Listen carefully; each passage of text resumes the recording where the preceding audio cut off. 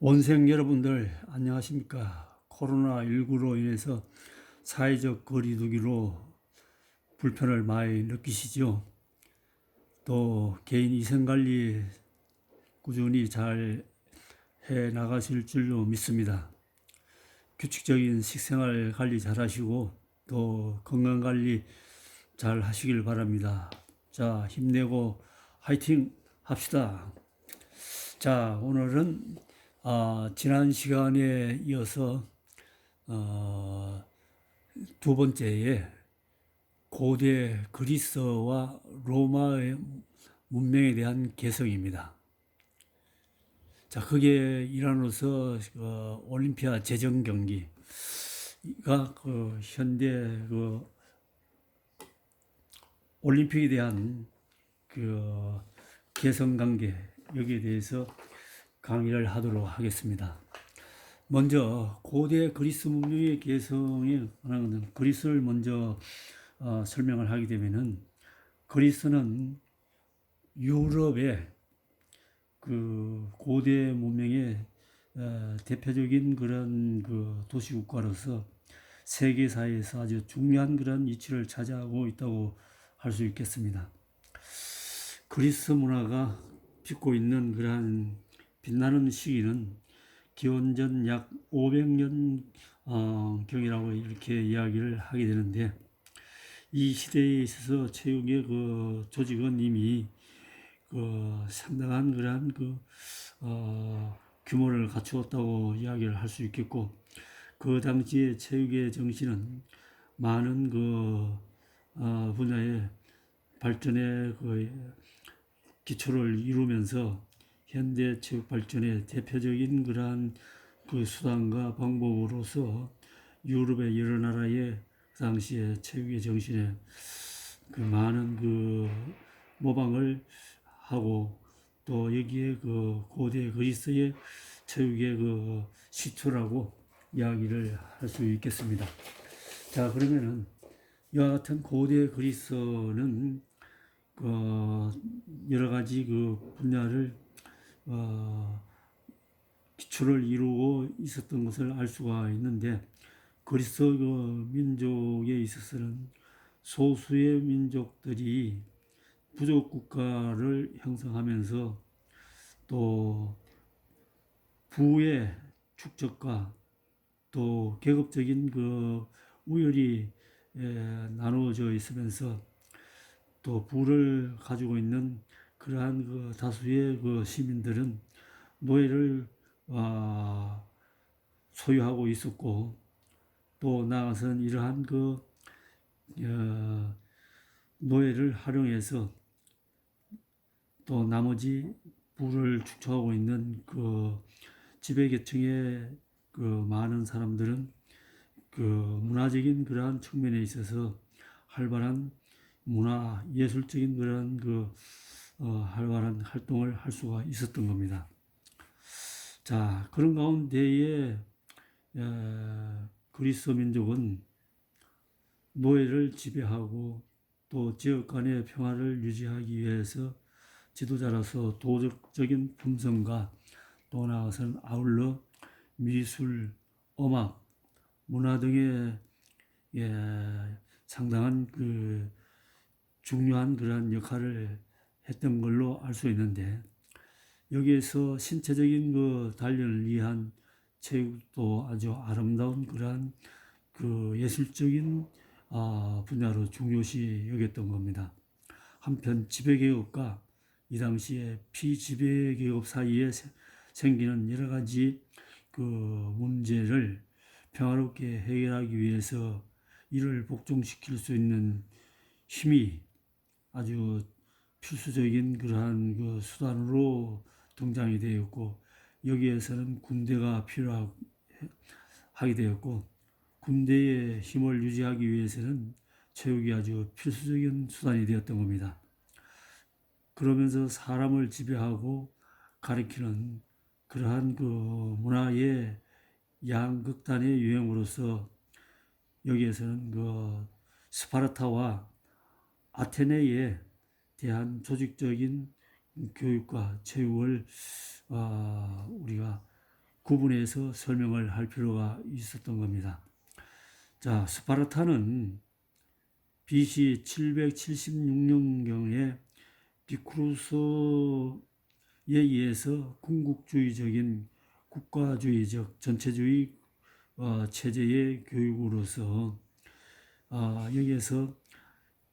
타이게 투스라고 하는 이러한 교육 산이 있었는데, 여기에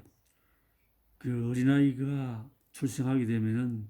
3세에 이르러서 여기서 국가관리관에 의해서 그 건장한 어린아이로 판정이 되게 되면은 김나줌이라는 그러한 교육기관에서 교육을 조직적으로 잘 시켰지만은, 약한 어린아이는 국가관리에서 약한 어린아이로 판정이 되게 되면은 타이게투스라고 하는 이 산에다가 갖다 버리는 그런 아주 좀 잔인하고 또 지역적인 그러한 그 여건이 너무나 강대국에 의해서 많은 지배와 또 나아가서는 전쟁의 공포에서 여기서 벗어날 방법이 없었던 겁니다. 그래서 오직 강한 자만 살아남고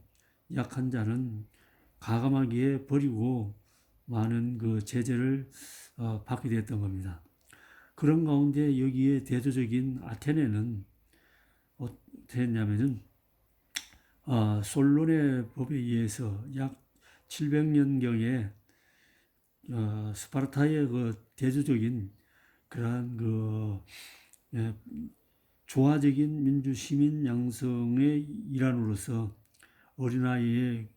스파르타와 마찬가지로 출생 후에 약 3세 정도 되게 되면은 여기에 어린아이들의 건강의 그 척도와 국가관리에 의해서 판별을 해서 약한 어린아이는 팔레스트라는 교육기관에 여기에 의해서 더 철저하게 더 건강하고 또 나아가서는 강인하게 민주 시민으로서 자질을 갖출 수 있는 그러한 교육을 시켰다는 것이죠. 자, 이와 같은 스파르타와 아테네의 그 교육적인 측면과 또 정치적인 그러한 원리에 의해서 가장 세계적으로 유례가 없는 조화적인 민주국가의 시민 양성을 하는 그러한 솔론의 법이 있는가 하면은 스파르타는 리쿠르스라고 하는 법에 의해서 아주 철저한 군주주의인 또 전체주의 국가로서 교육에 대별되는 그러한 교육 체제로서 체육이 이루어졌던 것을 알 수가 있는 겁니다. 이와 같은 고대 체육의 중심은 바로 세계적인 유례가 없는 그리스의 스파르타와 아테네의 대조적인 교육 체제로 이렇게 등장이 되는 것을 볼 수가 있다는 것입니다. 자, 여기에 또 등장되는 것은 고대의 그 체육의 중심이 있던 올림피아 제정 경기를 우리가 이야기하지 않을 수 없던 겁니다. 그래서 제정 중심은 스파르타 중심이라고 보기보다는 아테네 중심에 의해서 이루어지는 소도시 국가 간의 경쟁으로서 올림피아 제정 경기가 성행이 되는데, 여기서 페르시아와 전쟁에서 승리의 기쁨을 기리고 또 그리스 민족이 축전으로 일환으로서 올림피아 제정 경기가 출연이 됐다는 것이죠. 그래서 여기서 올림피아 제정 경기는 오늘날까지 인류 평화의 모범적인 길을 열어주기도 하고, 또 나아가서는 고대 올림피아 제정 경기는 제우스 신이라고 하는 그러한 신을 신봉하기 위해서 또 전쟁에서 승리하는 기쁨을 기리기 위해서 올림피아 제정 경기로 성대하게 4년에 한 번씩 즉 그러니까 BC 776년경에 4년에 한 번씩 이렇게 해서 평화 제전으로 경기가 이루어졌던 겁니다. 자, 그럼 여기서 올림피아 제정 경기에 이어서 고대 소크라테 그리스의 성현들의 그 대표적인 사람들이 소크라테스가 있었고 또 나아가서는 플라톤이 있었고 또 아리스토텔레스가 있었습니다. 자, 이와 같은 성현들은 제정 경기에 대해서 아주 공로가 지대하게 크고 또 나아가서는 기본적인 그 교육적인 그런 정신은 소크라테스라든지 플라톤이라든지 아리스토텔레스 이와 같은 철학자들은 지식을 탐구하는 철학자였지만은 모두 체육을 중시 여겼고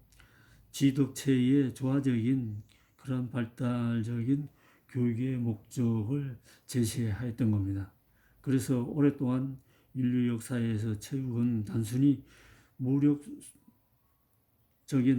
단련의 수단으로 여겨온 것이기도 했지만은 현대 체육의 이러한 철인들의 주장이 대대로 인간 형성의 포괄적인 능력으로 그 방향이 정해지고 또 이루어져 왔던 겁니다. 그래서 대표적인 그 플라톤을 전다고 한다면은 플라톤의 서성은 소크라테스인데 소크라테스가 플라톤을 한때는 어깨가 넓고 힘이 세다고 해서 별명을 붙였던 그 이름이 플라톤이었다라고 하는 이야기죠. 그래서 플라톤은 그 교육의 일환으로 교육은 인간에게 있어서 체육과 예술을 결합시키는 중요한 수단이 된과 동시에 이렇게 함으로써 원만한 인격이 형성되는 것이라고 강조했고 체육은 몸을 건강하게 하고 또 음악은 정신을 고상하게 하는 것으로서 여기서 중요한 그 플라톤식의 철학은 플라톤은 고대 올림피아 제정 경기의 레슬링 선수로서 우승자로 유명한 그러한 철인입니다. 그래서 철학자이자 또 체육의 지도자인 플라톤이었다는 것이에요. 그 플라톤에 대한 그 철학을 대별을 우리가 하지 않을 수 없는데, 자, 여기에 그 일환으로서 우리가 생각할 수 있는 것은 바로 고대 올림피아 제정 경기가 전통적인 그런 의미를 넘기면서 현대 올림픽으로 개성된 것을 우리가 역사적인 교훈으로 빼놓을 수 없는 그러한 의미를 나타내는 겁니다. 그래서 먼저 고대 올림피아 제정 경기의 시작은 조금 전에 언급했다시피 역사적인 의미를 나타내는 것으로서 BC 776년에 시작해서 4년마다 제우스의 영광을 위해서 당시에 그리스의 중심지였던 펠로포네스 반도의 올림피아 평야에서 4년마다 그리스 민족의 화합과 전쟁을 떨치고 평화를 상징하면서 평화의 상징의 경기가 바로 올림피아 제정 경기인 것을 알 수 있습니다. 자, 이 올림피아 제정 경기는 고대 그 올림피아 제정 경기의 시초가 되었고 올림피아의 경기 자체는 종교적인 제전으로서 승리하는 선수에게는 신성한 그 월계수의 잎으로 짠 간을 수여받았던 겁니다. 제정 경기 기간에는 전쟁하던 그러한 그 소수 부족 국가도 전쟁을 중단하고 또 올림피아 경기에 참여하고 또 관람하고 휴전을 했던 겁니다. 이와 같이 고대 올림피아 경기는 종교적인 그런 신념과 정치적인 그러한 제도 또 군사적인 상황에 기원을 두기도 했고, 근대 올림픽 경기는 바로 고대 올림피아 제정 경기를 본떠 모방해서 프랑스의 쿠베르틴 남정에 의해서 1896년 제1회 대회가 근대 올림픽 경기로서 그리스 아테네에서 제정 경기로 이어서 근대 올림픽으로 시작이 되었던 겁니다. 그래서 근대 사회에 있어서 스포츠 활동은 누구라도 즐기는 인간의 기본적인 그러한 수단이 되고 방법이 되고, 또 모두가 여기에서 경기자로서 또 나아가서는 참가자로서 아주 기회균등의 원칙에 의해서 자유가 보장되고 또 그런 가운데 대성황리의 경기가 이루어졌던 겁니다. 그래서 여기에서 현실적인 그런 그 국가 간의 경쟁이 날로 심화되는 그런 가운데 근대 사회에서 스포츠 활동은 또 상대적으로 또 많은 그 활약과 발전을 기하기도 했지만은 또 이 자체가 너무 치열한 그런 경쟁심의 그 일환으로 인해서 강대국과 또 열강 그러한 그 나라 간의 영토 확장에 의한 그런 야욕에 의해서 근대 올림픽 경기야말로 또 세계 평화와 또 나아가서는 인류 발전에 크게 공헌하는 그러한 수단이 되기도 했습니다. 그러한 가운데 현대 사회와 올림픽의 관계는 체육 행사의 매개로 해서 국가 간의 문화 교류와 또 정치적인, 외교적인, 경제적인 측면에 있어서 더욱더 큰 박차를 발휘하기도 하고, 또 나아가서 발전을 많은 기여를 하게 됐던 겁니다. 그러한 가운데 현대 사회에 접어들면서 겪는 두 차례의 세계 전쟁에 의해서 두 차례나 근대 올림픽이 중단되는 그런 냉전의 상태에 이르기도 했던 겁니다. 자, 그런 가운데 한때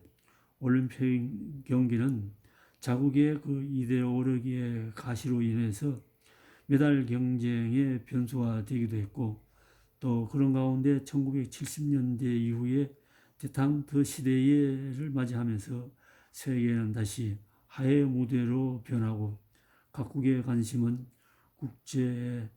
관심적인 그러한 측면으로 대두되면서 올림픽 경기를 비롯한 각종 국제 경기에 대해서 경제적인 문제와 밀접한 관계를 갖게 되었던 겁니다. 또 이상과 현실은 항상 일치하는 것이 아니라 아마추어 정신으로 출발한 올림픽이었지만은 후레의 기질을 발휘하는 방향으로 변질하게 되었고, 각국의 메달 경쟁으로 치닫게 되는 그러한 가운데 비판 속에서도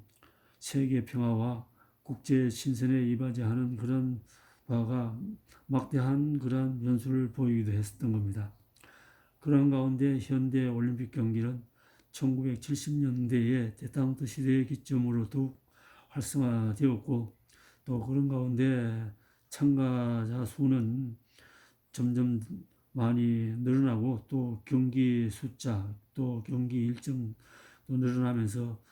많은 그런 신기록이 쏟아지고 경기 기량 또 질적 향상을 불러일으키면서 올림픽 경기는 하계 올림픽과 또 동계 올림픽으로 나눠지고 또 여기에서 동계올림픽에 대한 것도 많은 발전을 기하게 된 오늘날 현실적인 그런 상황을 불러일으켰던 것을 알 수가 있는 겁니다. 자, 이런 근대 올림픽이 고대 올림픽을 모방해서 새로운 도약을 하면서 올림픽 경기가 인류 평화에 많은 공헌을 하게 되었고, 또 국제적인 교류를 활발한 교류를 통해서 또 현대의 그 문화적인 또 교육적인 또 나아가서는 모든 그런 측면에서 발전을 기하는 21세기를 도래했던 것을 알 수가 있습니다. 자, 이러한 그 문화는 바로 그리스의 또 올림피아 제정 경기에서 근대 올림픽에서 이루어진 그러한 문화적인 유산과 발전을 교훈으로 삼아서 현재 21세기의 첨단 과학 문화 발전에 세계 인류의 공헌도를 기리게 됐던 겁니다. 자, 여기에 이어서 올림픽에 이어서 로마 체육의 교훈을 우리가 또 거울로 삼아야 될 그런 분위기를 이야기하지 않을 수 없습니다. 자, 그러면은 로마의 그 체육은 먼저 로마인들은 호전적이고 또 무력 정복을 일삼음으로써 로마 전기에는 이탈리아 반도 전역을 지배하고 또 나아가서는 지중해 연안의 전 지역의 강대한 영토를 확보하고 대제국을 다스려 나가게 되었던 겁니다. 또 그런 가운데 전쟁은 그들에게 있어서 하나의 직업적인 수단이 되었고 생활이었던 것이고, 또 엄격한 훈련에 의해서 체력 단련은 로마 군사들의 특징으로서 오늘날까지도 우리가 들을 수 있는 것은 로마 병정, 로마의 군인들, 여기에는 바로 그냥 이루어진 것이 아니라 로마는 바로 로마의 어떤 정치적인, 군사적인, 문화적인, 교육적인 그러한 그 특징이 있었던 것입니다. 그래서 로마도 축제의 등장으로서 한때는 올림피아 제전 경기에 등장하면서 여기서 마차 경주라든지 전차 경주라든지 또 검투사 경기, 이러한 것들은 관중들의 흥분을 자아내기에 충분했고, 또 초기의 로마인들의 삶은 소박하고 실용적이었으나 후기로 접어들면서 로마인들의 삶은 안락하고 또 나아가서는 향락적이고 사치스러운 그러한 청소년 문화들에 의해서 훈련장은 매력적인 것이 되지 못하고, 또 그들은 한가한 시간을 연회에 참가하거나 또 이러한 각종 경기에 관람하는 데 열중하게 됐던 겁니다. 자, 이런 것들을 충고하기 위해서 콜로세움이라든지 또 나아가서는 로마의 대표적인 그 로마 관중들을 끌어들이고 유혹한 그러한 연회장의 대표적인 경기에 있어서는 마차 경기, 또 나아가서는 여기에서 상업적인 격투기 경기에 의해서 상업 문화의 대표성을 떨칠 수가 있는데, 이 그 문화의 충고로 유베날리스 같은 이러한 아주 선각자가 로마 시민에게 고하는 충고, 로마 시민들이여 각성하라. 또 그런 가운데 건강한 신체, 건전한 정신을 강조하면서 하나님께 기도하는 그러한 기도의 일환으로서 로마 시민들이 제발 로마의 초기의 정신으로 돌아가고, 또 나아가서는 타락한 로마 시민들에게 충고하면서 건강한 신체에 로마 시민들에게 건전한 정신을 재현하게 해달라고 하는 그러한 강한 충고의 메시지가 바로 그의 일환입니다. 그런 가운데도 로마 시민들은 정신을 차리지 못하고 또 나아가서는 각성하지 못하고 더욱더 타락된 퇴폐 문화와 상업주의 문화에 의해서 로마는 점점 더 몰락하게 되는 그런 면을 볼 수가 있는 겁니다. 그래서 우리는 로마의 제국주의 건설과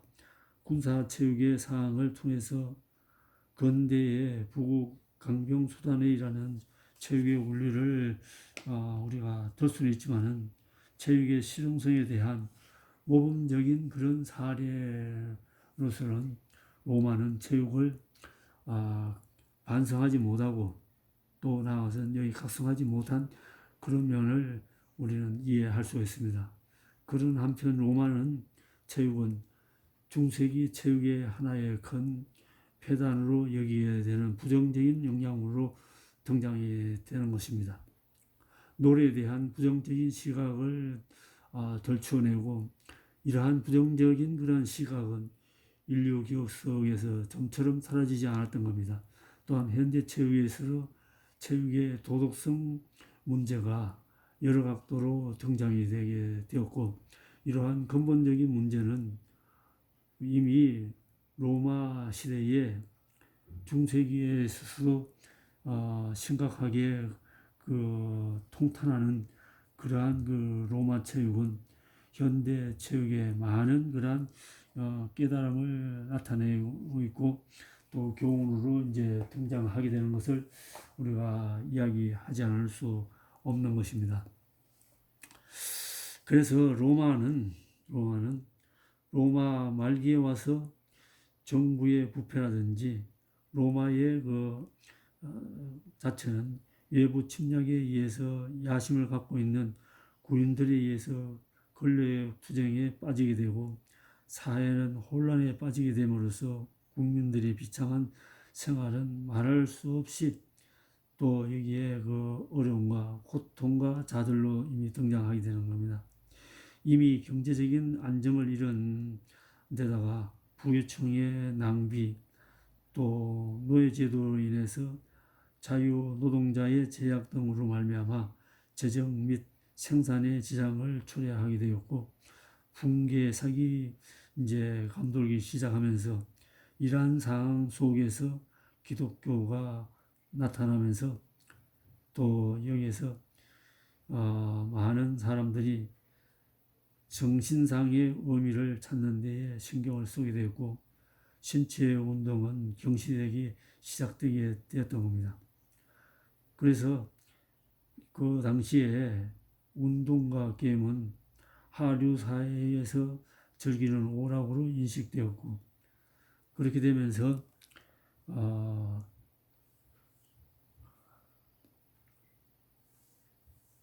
북쪽에 있는 게르만 민족의 전 유럽으로 등장하고 또 이들이 게르만 민족의 문화적인 침략과 신체적인 그러한 압박으로 말미암아 결국 로마는 천년왕국의 로마는 초토화되게 되고 종국의 몰락의 계기를 맞이하게 됨으로써 로마의 말기를 나타내게 되는 겁니다. 그래서 천년왕국의 로마는 바로 상업주의 문화와 또 태폐적인 로마의 놀이문화 또 나아가서는 사우나, 목욕문화 또 이름으로써 시민들의 의식은 건면하고 성실하고 부지런하고 열심히 땀 흘리고 일하는 그런 정신은 사라지고 결국 체육활동은 제수들과 노예들의 빡심 또 나아가서는 타락된 상업 스포츠의 관람의 문화로 이렇게 젖음으로써 로마는 결국 천년왕국의 로마는 패망의 위기를 맞이하게 되는 우리가 역사적인 교훈의 하나라고 이렇게 이야기하지 않을 수 없습니다. 그리고 오늘 우리가 현실을, 우리 대한민국의 현실을 보는 그런 면을 보게 되는 그런 교훈으로 우리가 각성의 계기를 가지는 시간이 됐으면 좋겠습니다. 자, 오늘 여기로 정리해서 마칩니다. 수고하셨습니다.